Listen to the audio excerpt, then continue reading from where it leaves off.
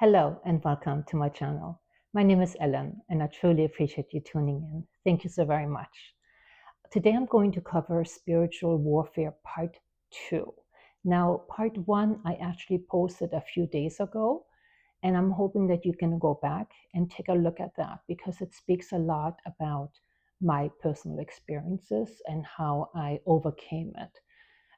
So this time around, I want to share things with you in terms of spiritual attacks, spiritual warfare, how to identify it, and also on how to protect yourself, which is very important. So I actually have you see, I have six points that I'm going to give you in terms of protection, which is very important.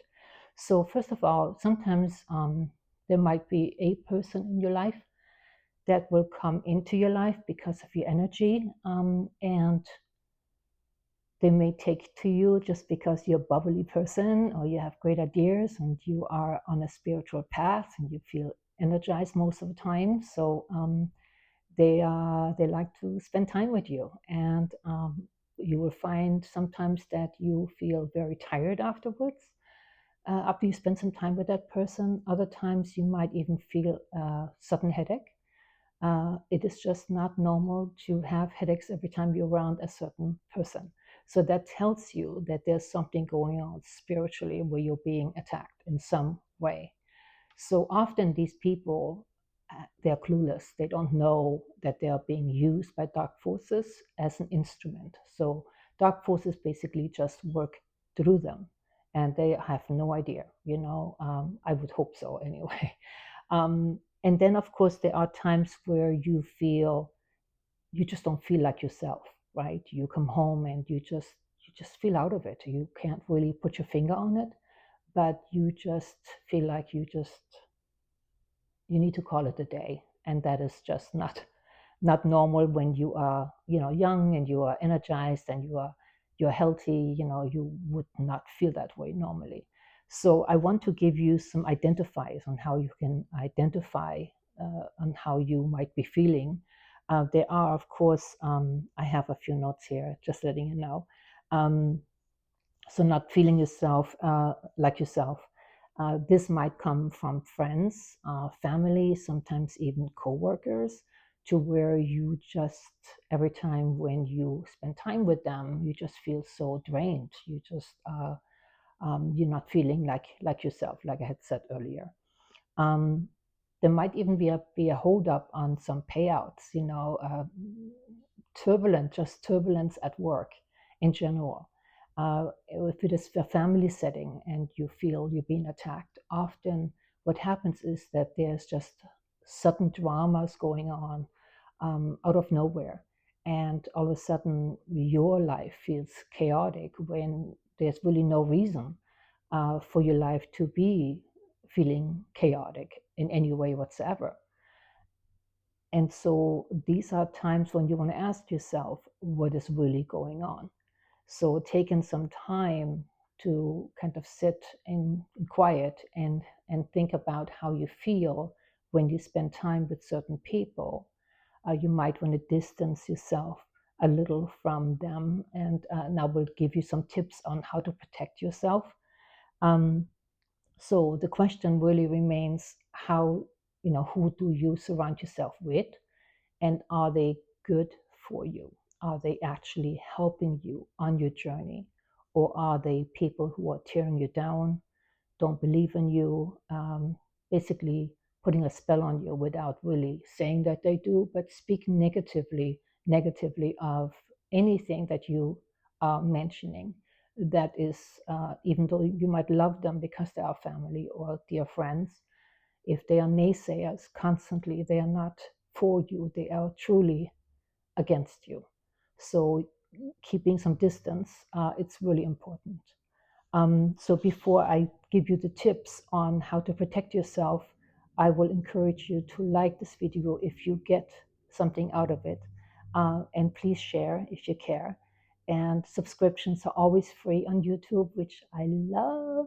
So subscribe if you can to help me build my channel. I would so appreciate it. Thank you so much.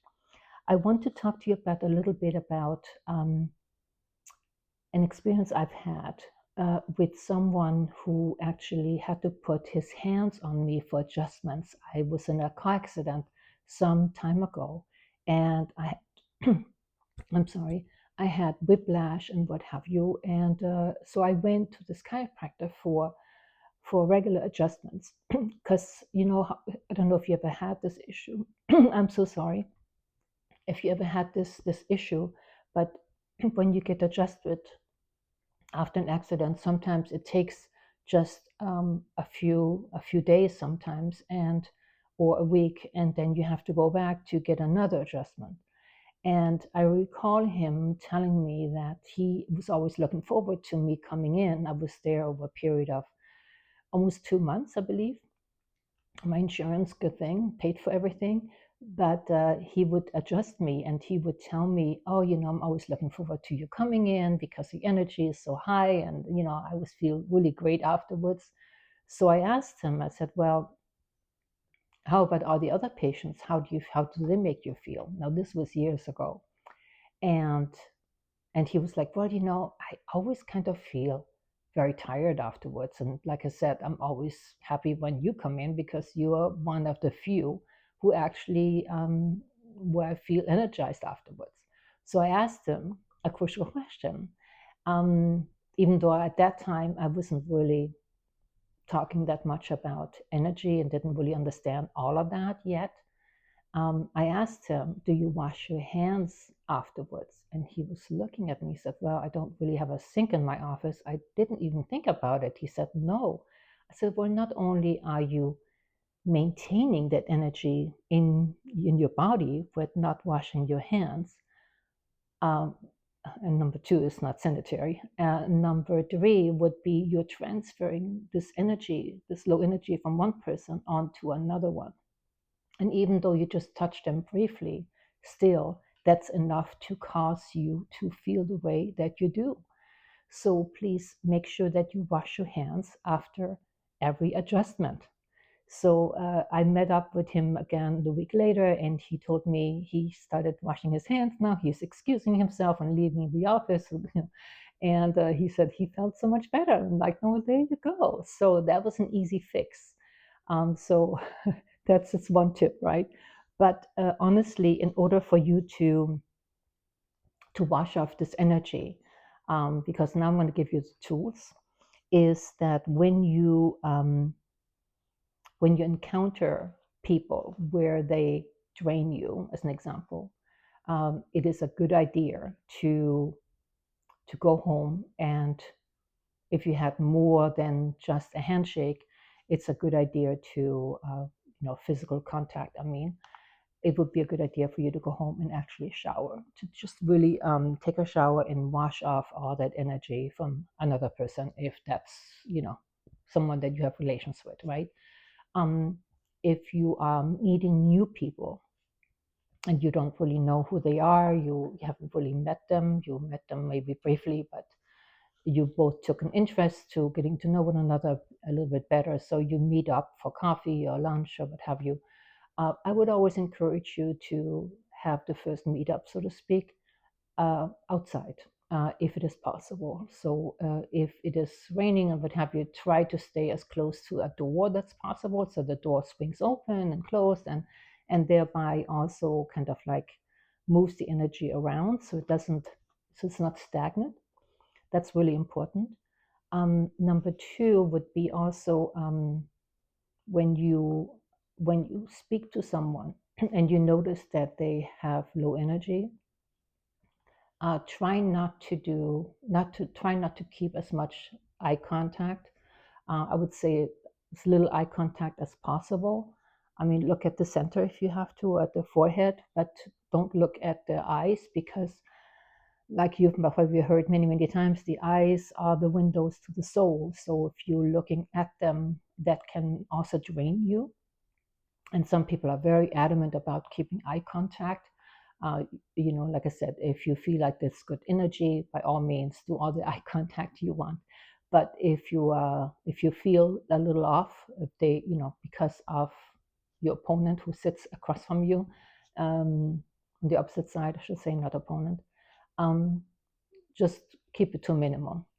And if you have someone, say you have a party, right? I mean, sometimes, in the summertime, there are lots of barbecues, which is great, and they're usually outdoors.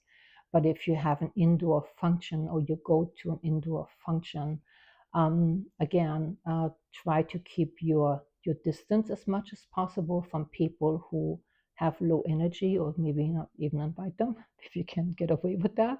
But if you have if you have a party in your home, and it's inside, I would say after they all leave, ensure that you obviously wash your hands right away, and then air out your home, open up the windows. It's always the best way to do things. And if you have some sage, do burn some sage, and go through each room, especially the guest bathroom. Go through there and make sure that you clear all that energy. That's really important. Sometimes you will even find that when you go to other people's homes, or you have met others and they have told you an intense story, right? That really affected them, that you have taken on their energy. How do you know that? Yeah, well, if you were to come home after you spend some time with other people, and all of a sudden their problems have sort of become your problems, that is an indicator you actually took on their energies, which means you crossed the street to take on their energy instead of staying on your street, on your side of the street, right? um, I mean, it's not always easy to deflect, I guess, but their issues should remain their issues, and they should take care of their own problems. Their problems are not your problems. So, have confidence in them to solve their own problems, even if it is family members. I mean, you can be very loving, obviously, in a way to encourage them to resolve those issues. But I'm thinking, we all walk a different path, and we all have to figure out what works for us and what does not. And through those times when you are perhaps not so successful, those are truly lessons. And if you really tune in, that can be very exhilarating, actually, for you to learn more about how you can handle your own problems, your own energy, and to maintain the positive vibe that you have. Because others often, I mean, visualize yourself being a very positive person, bubbly, having lots of friends, kind of the center of every party and every gathering, right? Everyone wants to spend time with you. There's a reason for that. It is because you are at a higher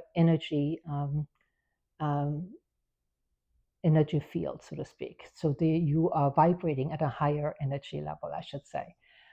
And it's almost like moths going to the lights, they are mosquitoes or whatever, flies. It's like they are seeing light, and they can't help themselves. They just have to attach themselves to you. So, like I said, be careful with that energy that you might be taking on, and make sure that you clear your energy. There are lots of great tools on YouTube as well, on breathing exercises. There are breath exercises you can do, that if you have taken on somebody else's energy, meaning you are now all of a sudden becoming their ambassador for their problems, that will help you to get rid of it, like that.